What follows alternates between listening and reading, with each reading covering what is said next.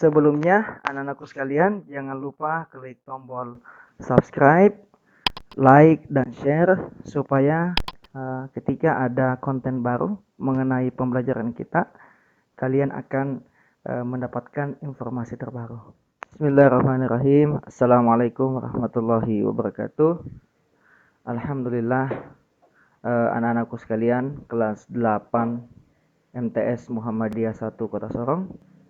Pada semester ini, setidaknya untuk pelajaran SKI, kita akan belajar tentang jejak peradaban dinasti Abbasiyah. Pada kelas 7 semester genap lalu, kita telah belajar tentang bagaimana peradaban dinasti Bani Umayyah. Sekarang di kelas 8 semester 1, kita akan bicara tentang jejak peradaban dinasti Abbasiyah. Nah, ini ada kompetensi dasar yang harus dimiliki atau dikuasai oleh setiap peserta didik. Yang pertama adalah bagaimana kita menghayati upaya dinasti Abbasiyah mendirikan daulah merupakan bagian dari penyebaran kebudayaan Islam. Jadi kompetensi dasar yang harus dimiliki oleh siswa adalah bagaimana meyakini bahwasanya jejak peninggalan dinasti Abbasiyah ketika itu adalah merupakan bagian daripada Saqafah al-Islamiyah, As-Saqafah al-Islamiyah atau kebudayaan Islam, ya. Lalu kemudian yang selanjutnya adalah kita menghargai keteladanan berupa keteguhan dan kegigihan dari para khalifah-khalifah dinasti Abbasiyah yang terkenal, yang tadi Bapak sampaikan bahwasanya ada 4 khalifah yang akan kita bahas pada bab 1 ini. Kemudian kompetensi pengetahuan adalah bagaimana kita memahami latar belakang berdirinya dinasti Abbasiyah. Sehingga aspek pengetahuan di sini ya 3.1 kita harus mengetahui apa saja yang melatar belakangi berdirinya dinasti Abbasiyah. Nah, itu. Lalu kemudian keterampilan seorang siswa adalah bagaimana dia mampu menceritakan silsilah kekhalifahan dinasti Abbasiyah. Jadi Bapak inginkan nanti pada pembelajaran kita ini ada penugasan tentang bagaimana siswa itu mampu menceritakan sedikit hal-hal yang terpenting mengenai silsilah dari kekhalifahan dinasti Abbasiyah. Jadi adanya dinasti Abbasiyah tadi tidak terlepas daripada keruntuhan dinasti Bani Umayyah kala itu. Jadi dinasti Bani Umayyah itu anak-anakku sekalian kurang lebih 90 tahun berjaya dari tahun 661 sampai 750 Masehi. Lalu pada akhir-akhir masa itu mengalami yang namanya kemunduran, ya, baik dalam sistem politik, sistem ekonomi, sistem budaya, bahkan sampai tahap sistem ilmu pengetahuan. Ditambah lagi khalifah atau kekhalifahan ketika itu tidak mampu mengatasi problematika yang ada pada masyarakatnya. Kenapa? Karena kondisi pemerintahan sangat lemah, ya, tidak bisa dikendalikan, terutama setelah pemerintahan Hisham bin Abdul Malik, ya, di mana di kalangan keluarga khalifah sering terjadi pertikaian. Jadi antara khalifah, kemudian di bawahnya ada namanya pewaris tahta dan lain sebagainya, itu selalu bertikai, ya, selalu bertikai antara satu sama lainnya, ya. Untuk apa? Untuk yang namanya merebutkan jabatan atau posisi sebagai khalifah. Lalu kemudian setelah sepeninggalnya Khalifah Hisham, kepemimpinan ini dilanjutkan oleh Al-Walid II. Ya, dilanjutkan oleh Al-Walid II. Setelah itu dilanjutkan oleh Yazid III. Kemudian Ibrahim dan Marwan bin Muhammad. Namun kita harus ketahui bahwasanya keempatnya ini hanya mampu bertahan sekitar kurang lebih 7 tahun anak-anak sekalian. Jadi Al-Walid itu selama 1 tahun 3 bulan, kemudian digantikan oleh Yazid III yang hanya bertahan 16 bulan, kemudian digantikan oleh Ibrahim bin Al-Walid bin Abdul Malik. Itu tidak kurang lebih seperti kurang lebih sekitar 3 bulan ya, seperti 3 bulan, kemudian digantikan oleh Marwan sisanya, ya. Dan nanti di Khalifah Marwan bin Muhammad ini, anak-anakku sekalian, disibukkan. Jadi Marwan itu ketika di akhir dinasti Bani Umayyah ini, Marwan itu disibukkan untuk mengatasi berbagai macam gejolak yang ada di dalam kekhalifahan Bani Umayyah. Jadi ketika itu banyak pemberontakan, baik gejolak-gejolak yang berkaitan dengan sesama muslim maupun non muslim, ya, sampai akhirnya Marwan ini khalifah terakhir dari dinasti Bani Umayyah itu meninggal di dalam peperangan, ya. Nah, ini ada beberapa faktor yang menyebabkan kemunduran dinasti Bani Umayyah ketika itu, ya. Pertama, khalifah setelah sepeninggalnya Hisham itu sangat lemah, tidak ada yang kuat, artinya lemah dalam sisi politik, ekonomi, sosial, budaya dan lain sebagainya. Sehingga rakyat atau yang dipimpin ketika itu atau yang berada pada kekhalifahan setelah sepeninggalnya Hisham ini, ya, seperti khalifahnya Al-Walid II, Yazid III, Ibrahim, kemudian Marwan bin Muhammad, itu rakyat itu sudah tidak begitu percaya dengan khalifah. Artinya sudah saking banyak masalah sehingga khalifah itu, posisi khalifah sangat lemah sekali ketika itu, ya. Sehingga banyak sekali demonstrasi dan lain sebagainya, ya. Kemudian yang kedua adalah tidak adanya ketentuan mengenai pengangkatan khalifah. Nah, di situ mulai rancu. Jadi di akhir masa kurang lebih 90 tahun itu, ya, kurang lebih 90 tahun masa kejayaan dinasti Bani Umayyah itu, di akhir-akhirnya itu tidak ada semacam aturan, ya, tidak ada semacam aturan tentang bagaimana mengangkat seorang khalifah atau pemimpin. Ya, khalifah itu adalah pemimpin atau raja, ya, kalau bahasa kita di Indonesia adalah raja. Akibatnya apa? Jadi masing-masing pewaris tahta atau putra mahkota ini, para pangeran-pangeran, ya, kalau di Indonesia pangeran-pangeran di Nusantara itu mereka itu saling merebut yang namanya kekuasaan. Ya, saling hina menghina, saling hujat menghujat, bahkan ada pertumpahan darah dan lain sebagainya, ya. Lalu kemudian yang menyebabkan kemunduran dinasti Bani Umayyah itu selanjutnya adalah pemindahan ibu kota dari Madinah ke Damaskus. Jadi pada saat pemerintahan para khulafa'ur rasyidin itu kan semua berpusat di Madinah Al-Munawwarah, di kota Al-Madinah Al-Munawwarah. Ya, baik dari Abu Bakar, Umar, Utsman maupun Ali, ya. Itu semua kekhalifahan itu berpusat di kota Al-Madinah Al-Munawwarah atau yang dulu dikenal dengan Yathrib, ya. Nah, seperti itu. Sehingga kita ketahui secara antropologi, Damaskus itu kan bekas jajahan atau bekas apa ya namanya Bizantium, ya. Jadi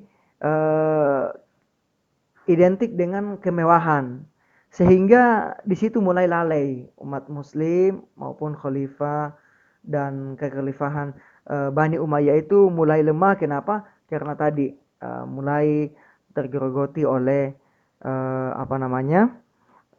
fitnah dunia tadi itu, ya. Sehingga banyak di antara khalifah-khalifah tadi itu hidupnya sangat mewah, ya. Sedangkan rakyatnya itu sangat menderita. Nah, itu. Lalu kemudian para ulama sebagian besar itu merasa kecewa terhadap kekhalifahan yang ada, ya, sangat kecewa. Kenapa? Karena itu tadi, mereka dipandang tidak memiliki kemampuan dalam bidang-bidang politik, sains, budaya, sosial dan lain sebagainya. Sehingga fungsi ulama, orang yang pandai agama itu ya, para ulama kita itu mereka difungsikan sebagai fungsi penyebar agama Islam saja, pendakwah, penceramah ya, di surau, di masjid, pengajian-pengajian seperti itu ya. Sehingga mereka kecewa. Harusnya ketika ulama ini memiliki keahlian dan lain sebagainya, mereka juga kan orang yang dikatakan rasikhuna fil ilmi.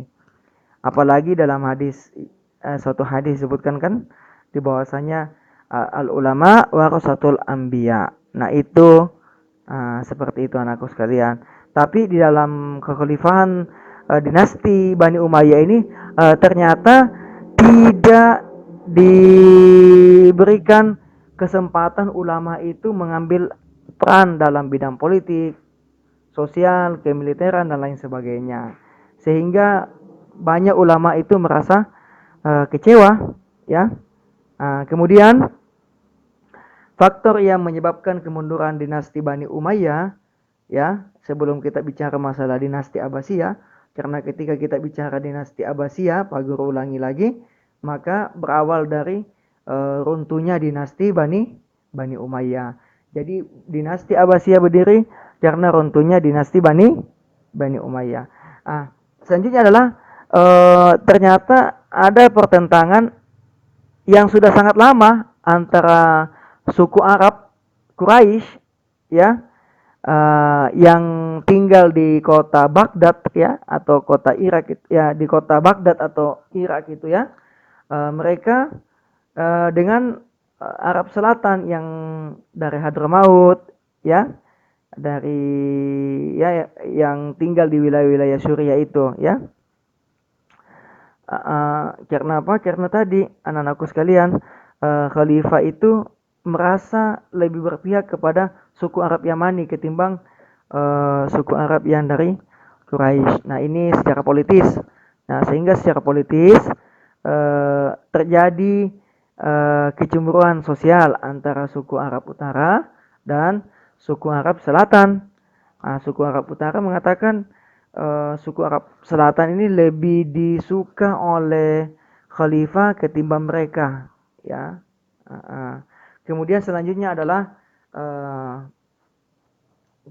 ada ketidakpuasan tersendiri dari kalangan Muslim non Arab. Jadi di situ ada 3 ya.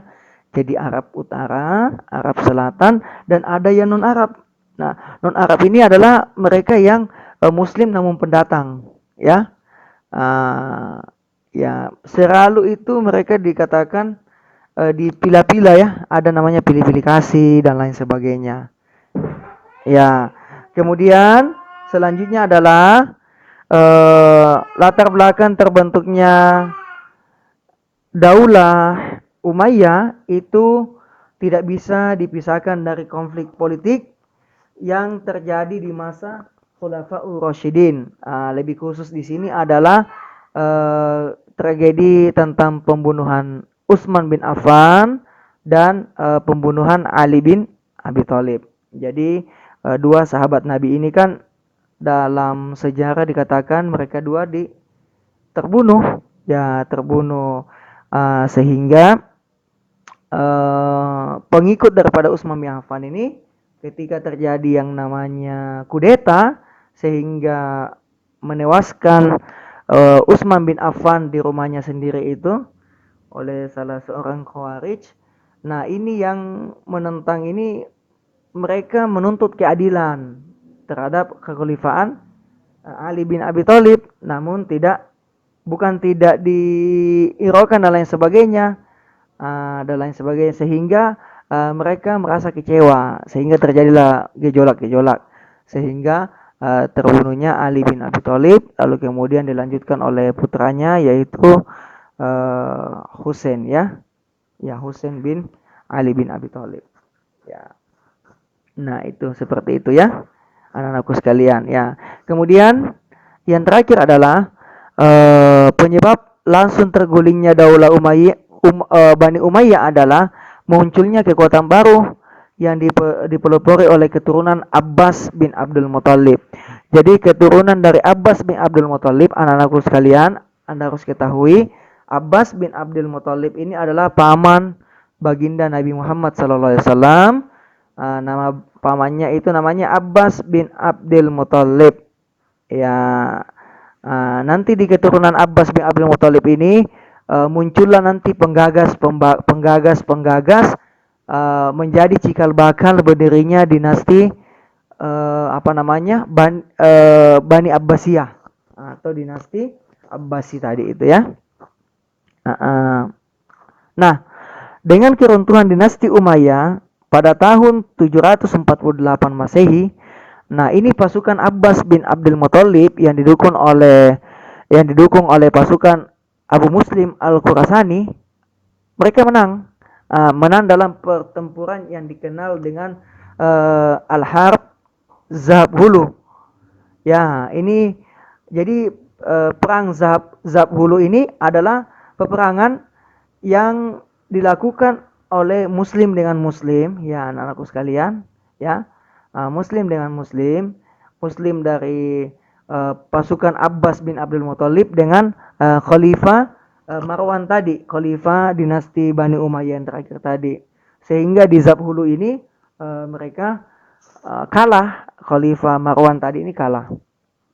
Sehingga dengan kekalahan Khalifah Marwan tadi, sudah resmi berdirilah yang namanya dinasti Abbasiyah. Jadi dinasti Abbasiyah itu anak-anakku sekalian salah satu dinasti yang paling lama berkuasa ya, kurang lebih hampir 5 abad ya, dari tahun 750 Masehi sampai 1258 Masehi. Dari abad ke-7 hingga abad ke-12 ya, dari abad mau masuk ke-8 sampai abad yang ke-13 ya. Itu berkuasa dinasti Abbasiyah sangat lama ya, sangat lama. Nah, kita akan masuk pada pembahasan selanjutnya mengenai proses berdirinya dinasti Abbasiyah. Jadi, anakku sekalian, dengan runtuhnya dinasti Bani Umayyah pada tahun 750 Masehi itu menjadi tonggak awal berdirinya dinasti Abbasiyah. Nah, adapun khalifah yang pertama dinasti Abbasiyah adalah Abdullah As-Safa bin Muhammad bin Ali bin Abdullah bin Abbas bin Abdul Muthalib. Jadi pendiri dinasti Abbasiyah itu adalah Abdullah As-Saffah ya, Abdullah As-Saffah. Abdullah As-Saffah bin Muhammad bin Ali bin Abdullah bin Abbas bin Abdul Muthalib. Ya, dinamakan dinasti Abbasiyah karena pendirinya ini semua keturunan dari Abbas bin Abdul Muthalib. Ya. Dan Abbas bin Abdul Muthalib yang Bapak sudah sampaikan tadi adalah paman baginda Nabi Muhammad SAW. Ya. Jadi kekuasaannya tadi adalah sangat panjang ya, dari tahun 750 Masehi sampai tahun 1258 Masehi ya. Seperti itu ya anak-anakku sekalian ya. Iya. Kemudian kita lanjut. Iya. Proses pembentukan dinasti Abbasiyah. Jadi proses pembentukan dinasti Abbasiyah ini secara garis besar Bapak sampaikan adalah setelah dikalahkannya tadi dinasti Bani Umayyah, ya, kemudian keluarga Abbas ini melakukan yang namanya strategi dan persiapan yang ketiga. Jadi setelah tadi ya kalah itu yang namanya Khalifah Marwan, kemudian para keluarga Abbas ini melakukan yang namanya konsolidasi atau rapat untuk bagaimana mereka menentukan strategi dan persiapan selanjutnya setelah pasca kekalahan Marwan ini ya. Seperti itu ya. Banyak sekali cerita tentang ini dan pada intinya adalah bagaimana hikmah yang diambil dari sini adalah jadi mengenai proses berdirinya dinasti Abbasiyah itu pasca pertempuran yang kita kenal dengan Zab hulu atau Zab besar ya, di mana terjadi perang besar di situ sehingga Khalifah Marwan II itu tewas dalam pertempuran ya. Kemudian dengan meninggalnya Khalifah Marwan II itu menjadi akhir dari runtuhnya atau akhir dari cerita mengenai dinasti Bani Umayyah ya.